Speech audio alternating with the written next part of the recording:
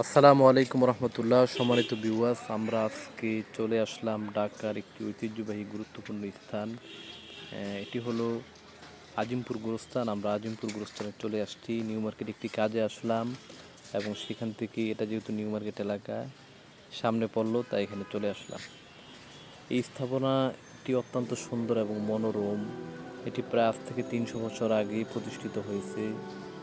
কবরস্থানের সাথে মুসলমানদের একটা সম্পর্ক ওতপ্রোতভাবে জড়িত। এর কারণ হলো আমাদের প্রত্যেকটা মানুষের শেষ ঠিকানা কিন্তু এই কবর, এবং রাসূল সাল্লাল্লাহু আলাইহি ওয়াসাল্লাম বেশি বেশি করে কবরস্থানে ভ্রমণ করার কথা বলেছেন।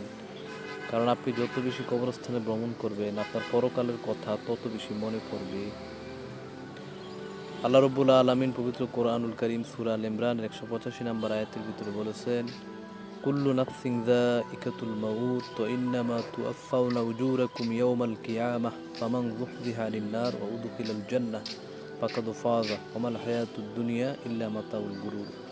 প্রত্যেকটা প্রাণীকেই মৃত্যুর স্বাদ গ্রহণ করতে হবে, আর কিয়ামতের দিন প্রতিটা মানুষ যা কিছু করেছে তার বদলা সে পাবে। ভালো করলে ভালো, মন্দ করলে মন্দ।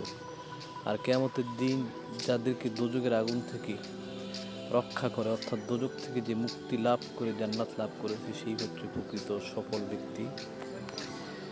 কবরস্থানের সাথে আমাদের সম্পর্ক ওতপ্রোতভাবে জড়িত। এর কারণ হলো আমরা দুনিয়ার জীবনে যে যতই টেনশন করি না কেন এবং যতই হায়তাশ করি না কেন, আমাদের প্রতিটি মানুষের জীবনের পরিপূর্ণ অর্থাৎ পরিসমাপ্তি কিন্তু এই কবর।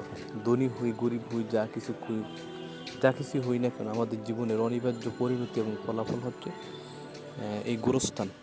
তা আপনি যখন গোরস্থানে আসবেন, এই গোরস্থান থেকে আপনাকে শিক্ষা নিতে হবে। শুধু এখান থেকে হাঁটা চলা বা দেখা এর ভিতরে সীমাবদ্ধ নয়, যে আমাকেও তো মরতে হবে, তাই দুনিয়াতে অহংকার, তারপর হচ্ছে মানুষের উপরে জুলুম, নির্যাতন, অবৈধ সম্পদ, এগুলো থেকে বেঁচে থেকে আমাদেরকে দিনদার হতে হবে এবং মরার জন্য প্রস্তুতি নিতে হবে। দেখুন আজমপুর গোরস্থান কত সুন্দর এবং মনোরম দৃশ্য। এখানে খুবই সুন্দর, অত্যন্ত পরিপাটি। তবে এখানে লাশগুলোকে বেশি দিন রাখা হয় না। একটা লাশের উপরে আবার কিছুদিন পরে আরেকটা লাশ দাফন করা হয়। ঢাকা শহরের যত বেওয়ারিশ লাশ থেকে শুরু করে সব ধরনের মানুষকে এখানে দাফন করা হয়। আসসালামু আলাইকুম রহমতুল্লাহ।